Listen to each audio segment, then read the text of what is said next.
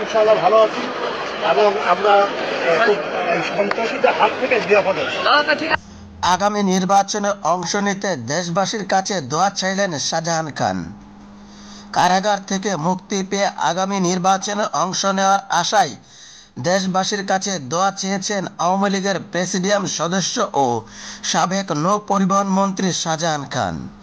একই সঙ্গে তিনি মন্তব্য করেছেন, কারাগার থেকে তিনি সন্ত্রাসীদের হাত থেকে নিরাপদে আছেন। বুধবার সকালে বৈষম্য বিরোধী ছাত্র আন্দোলন কেন্দ্রিক যাত্রাবাড়ী থানার হত্যা মামলা গ্রেফতার দেখানোর বিষয়ে শুনানির আগে আদালতে তোলার সময় তিনি এসব কথা বলেন।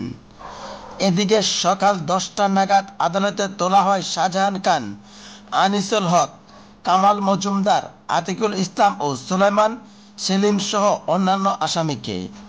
এই সময় এক সাংবাদিক তার খোঁজ নিলে শাহজাহান খান বলেন, আমি তোমাদের দোয়ায় ভালো আছি, দোয়া করবা আমার জন্য। সাংবাদিক জানতে চান কি দোয়া করবেন।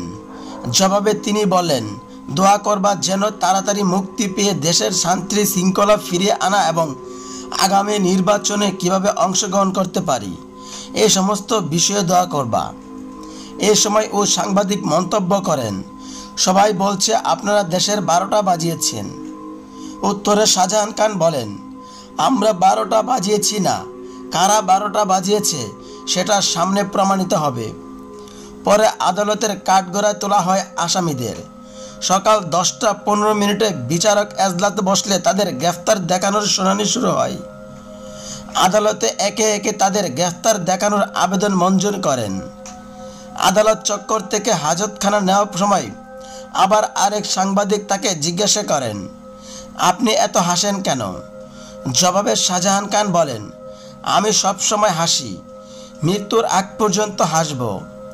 কারাগার থাকায় অভিজ্ঞতা প্রসঙ্গে তিনি বলেন, খুব ভালো আছি, কারাগার থেকে সন্ত্রাসীদের হাত থেকে নিরাপদে আছি। এরপর তাকে অন্যান্য আসামিদের সঙ্গে হাজতখানা নিয়ে যাওয়া হয়।